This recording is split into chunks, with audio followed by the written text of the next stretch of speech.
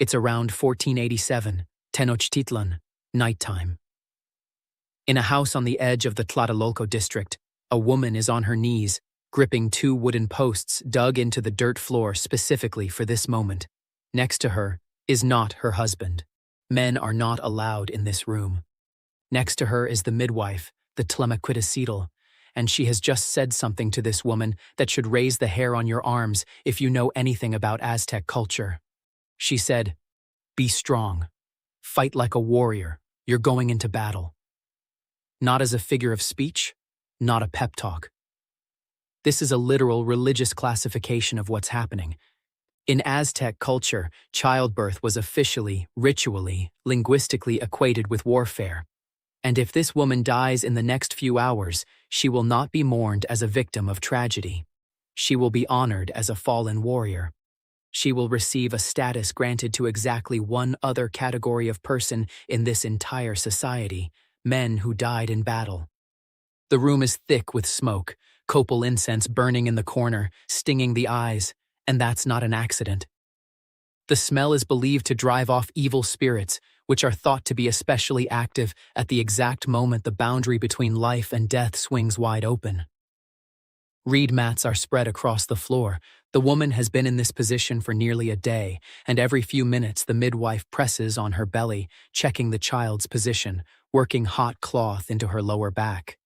Not a figure of speech, not a pep talk.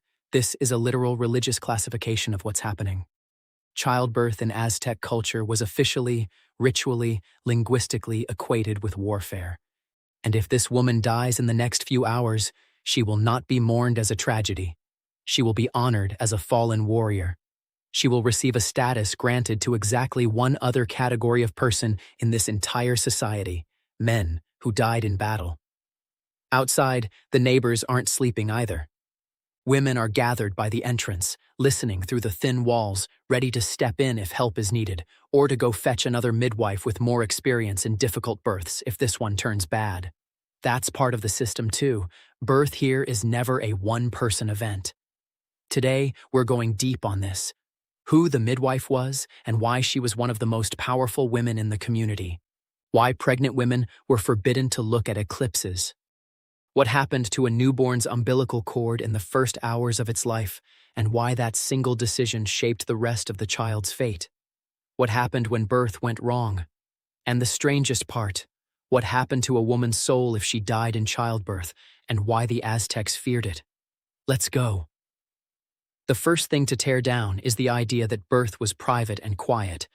We treat birth as an event you try to make as comfortable and low drama as possible. The Aztecs did the exact opposite.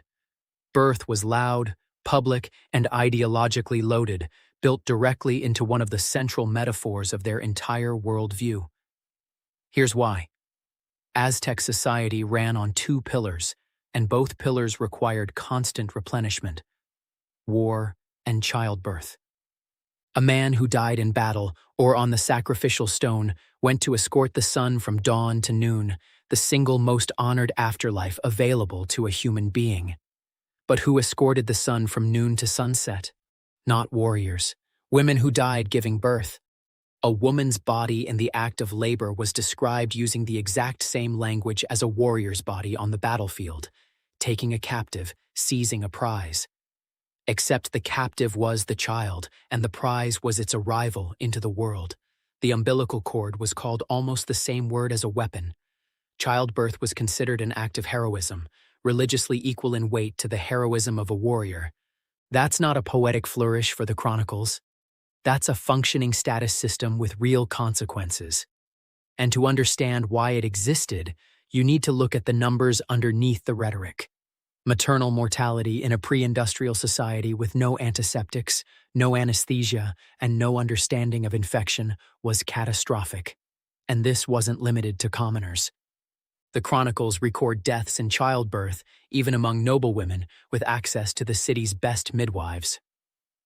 Money and status softened the conditions, but didn't remove the underlying danger.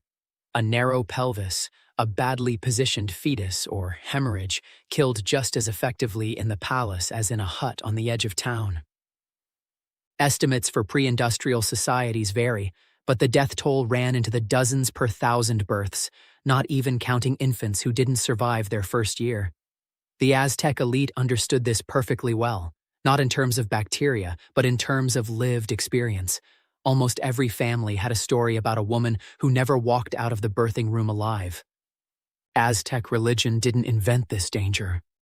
It acknowledged it and converted it into a source of honor, because a society that depends on military victories cannot afford to have half its population terrified of giving birth. It needed a cult that offset the risk. That's where the language comes from. That's where the status comes from. And that's where the figure everything was built around comes from, the midwife. Move 1. The midwife knew more than anyone else in the community. Tlamatquiticitl translates roughly to she who possesses knowledge of the body. She wasn't a neighbor called in as a backup plan. This was a profession with years of training, reputation, and authority that even most male specialists didn't have. The midwife managed a pregnancy from the first months, felt the belly, tracked the child's position, prescribed diet, herbs, sleep, and physical activity. If the baby was lying wrong, she performed a manual external version, a procedure a modern obstetrician does with ultrasound guidance and a surgical team standing by, and a 15th century midwife did by touch alone, successfully enough that it stayed a routine part of the practice for generations. She also prescribed the steam bath, the temazcal. This is a low, dome-shaped stone structure the woman was brought to in late pregnancy and again after birth, where water and herbs were poured over heated rocks. Physiologically, this actually works. Heat relaxes the pelvic muscles, improves circulation, reduces swelling. The Aztecs didn't have the word circulation. They knew that after the temazcal, labor went easier.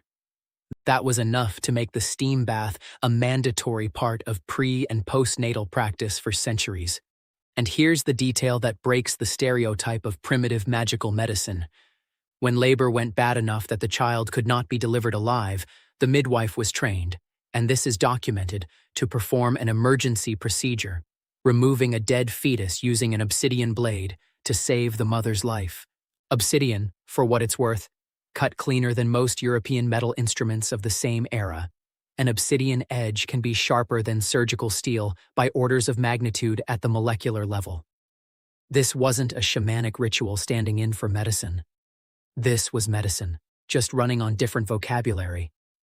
If labor stalled and turned dangerous, the midwife didn't stay quiet. She called out loud to cihuateteo, the snake woman, one of the fiercest and most double-edged figures in the pantheon, patron of both war and childbirth simultaneously, which tells you a great deal about how the Aztecs saw the connection between the two. Alongside her, she invoked tonalpohualli, goddess of purification and of what can loosely be translated as filth in the broadest sense, including the physiological mess of labor itself, and Tosi, the grandmother goddess, patron of midwives and of the steam bath.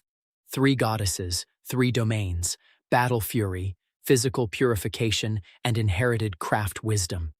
In a hard labor, the midwife was calling on all 3 at once, chanting formulas refined over centuries of practice while her hands kept working on the woman's body. Move 2. The speeches the midwife delivered out loud were part of the procedure, not decoration. This is where Aztec childbirth stops resembling anything from the other cultures we've covered. The instant a child was born, the midwife immediately launched into a formal speech, and we actually have the text of these speeches, recorded by Spanish chroniclers from the mouths of native informants after the conquest, most famously in the compendium of Fray Bernardino de Sahagún. If the baby was a boy, the midwife lifted him and said roughly, "You were born for war. Your home is not this home. Your duty is the sky. Your drink is the blood of enemies. Your land is the battlefield." Word for word, a newborn male was addressed as if he were already an adult warrior, told his life belonged to the state and to war before his eyes had even opened. If the baby was a girl, the rhetoric flipped entirely. She was told about the home, the hearth, spinning, weaving, that her place was inside the house, and her weapons were the spindle and the loom, which leads straight into the strangest, most telling ritual in this entire topic, the umbilical cord. A boy's cord was not buried at home.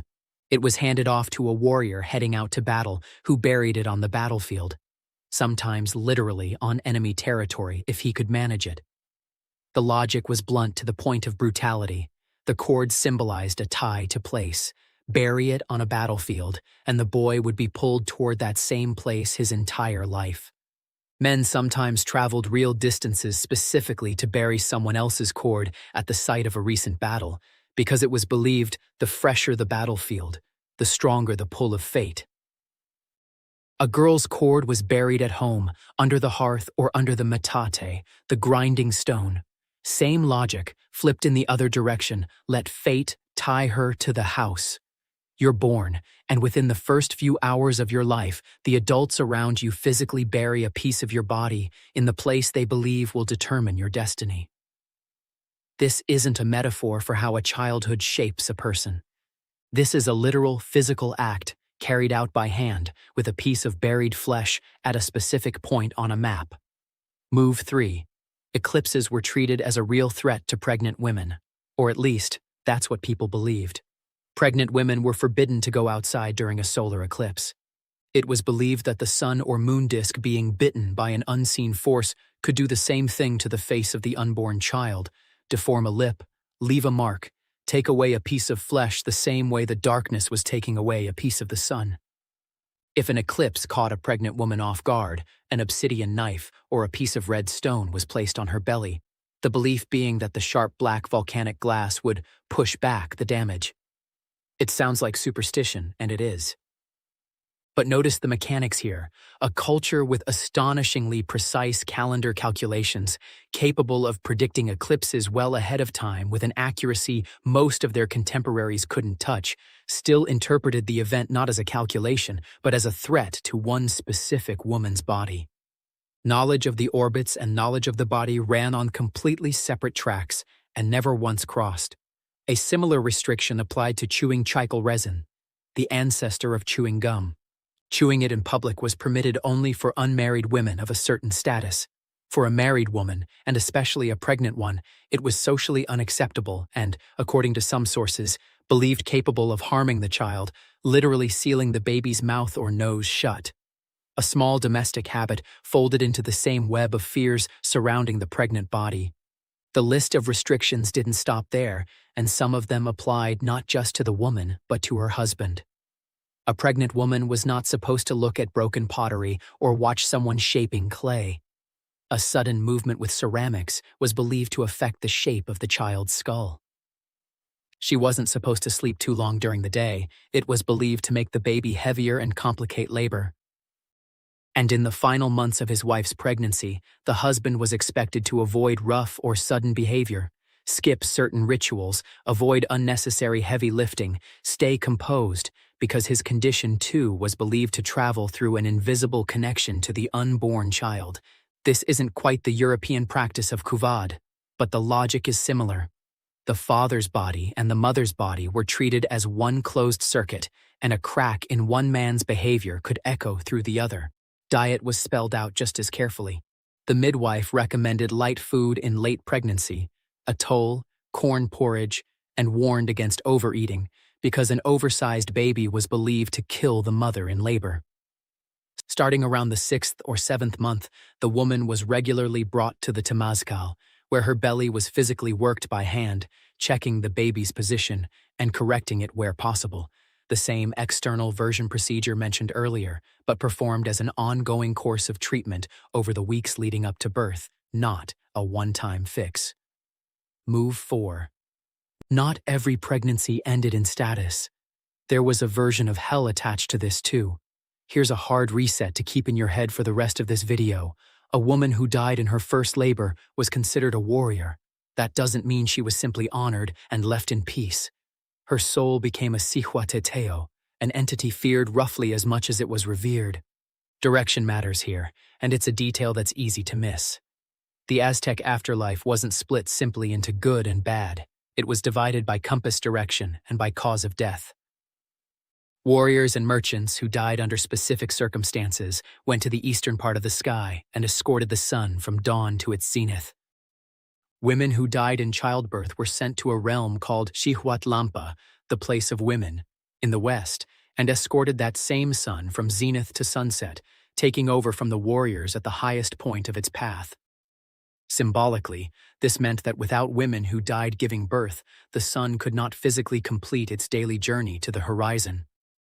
That's not a decorative detail in the myth.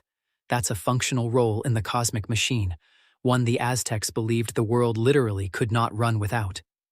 After death, a cihuateteo didn't just walk off to escort the sun and stay gone. She came back. At night, particularly on specific calendar days, the spirit of a woman who died in childbirth was believed to haunt crossroads and could attack the living, children especially, who she was thought to kidnap or curse with illness, settling a score with the life that killed her. Offerings of bread and food were left at crossroads specifically for the cihuateteo, to appease her and keep her away from the house.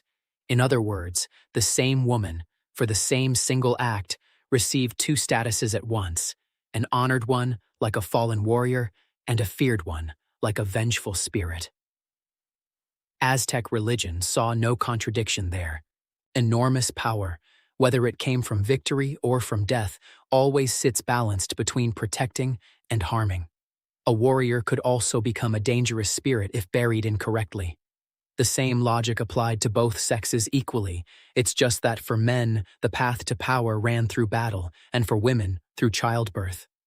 Temples dedicated to the cihuateteo were deliberately built at crossroads outside city neighborhoods, on the border, in the in-between, no man's land space that Aztec mythology already treated as a threshold where spirits pass between worlds.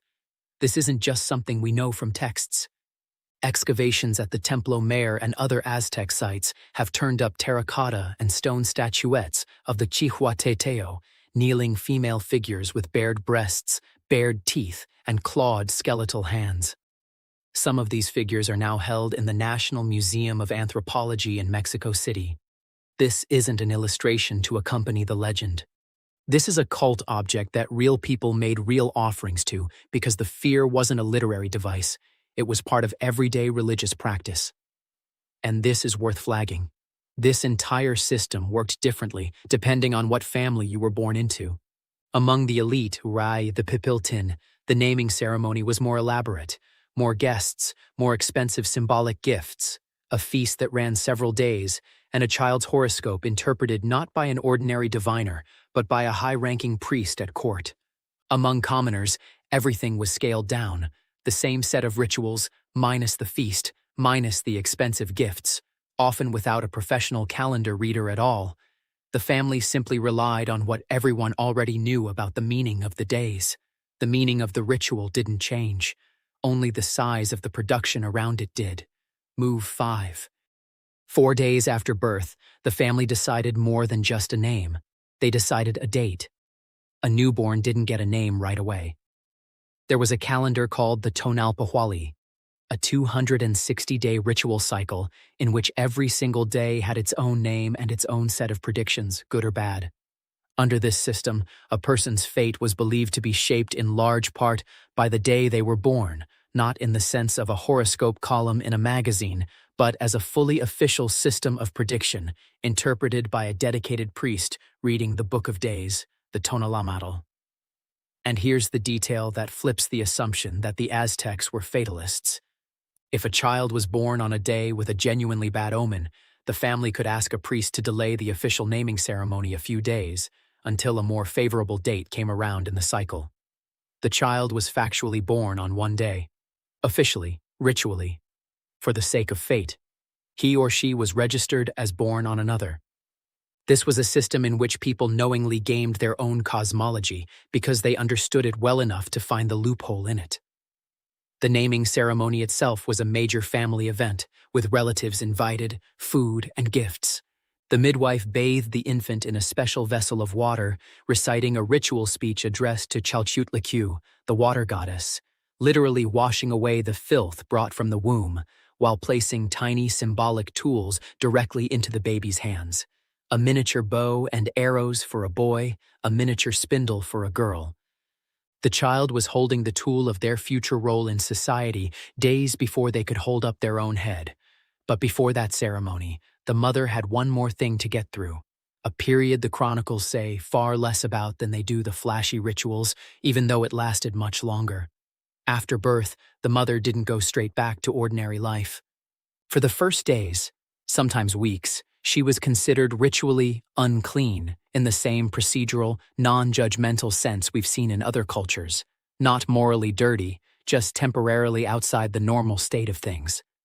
She kept going back to the temazcal, now for recovery rather than preparation, was bathed in herbal infusions, and was restricted from heavy work and certain foods.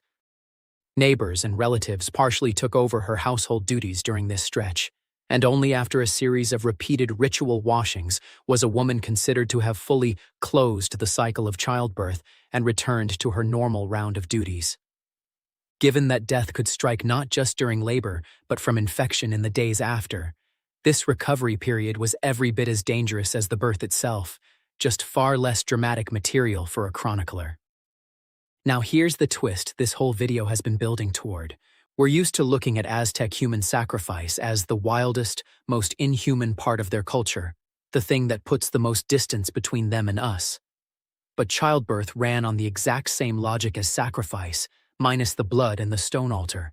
You offer up a body, your own or someone else's, in service of a cosmic order that requires constant replenishment. A warrior feeds the sun with his blood on the battlefield. A woman feeds society with a new human being, risking her life at the same order of danger, and receives the exact same posthumous rank if she doesn't make it. In other words, the most intimate, most private, most physiological moment in an Aztec woman's life was wired directly into the same state machine as war. Not because someone at the top decided to turn childbirth into propaganda, but because a society that literally could not exist without constant military and demographic renewal instinctively wove the meaning of survival into every single point where life either continues or ends. Childbirth isn't a side note in Aztec history. It's the other half of the story, just written not by male hands, not on a temple wall, but in a room with a dirt floor that almost nobody writes books about. And here's what's strange about it. We hear the line, "You were born for war," said to a newborn, and it sounds savage, almost frightening in its weight. But think about how many modern parents say something similar over a crib, just in different words, about success, about a career, about who this kid is supposed to become. The Aztecs simply didn't pretend it was the child's own choice. They said it outright. You were born for a role. Here's your role. Here's your tool. Here's the place your body is buried in. And think about this too. Today, according to the World Health Organization, maternal mortality in developed countries is a matter of a handful of cases per 100,000 births. We're so used to childbirth being safe that for most people, it doesn't even register as a daily fear. The Aztecs didn't have that luxury. Every pregnancy in their world was statistically closer to what we'd call a dangerous surgical procedure with no anesthesia than to a routine medical event. And a society living with that risk constantly doesn't respond with panic. It responds with an institution, a midwifery profession trained for years, speeches, rituals, a status waiting for those who didn't survive. This was a real system for managing a real, physical, daily fear of death, just built through priests, a calendar, and an obsidian knife instead of hospitals and insurance policies. We tend to assume that a society equating childbirth with battle must have been brutal toward women. But look closer at the details. A midwife trained for years, pain-relieving herbs, the steam bath, emergency obsidian surgery in a crisis, an official posthumous rank equal to a warrior's, and it starts to look like a society that took the mortal danger of childbirth more seriously than plenty of civilizations that considered themselves far more advanced. So here's a question for you. If your umbilical cord had been buried somewhere meant to shape your destiny, where would you want it buried? Let me know in the comments. See you in the next one.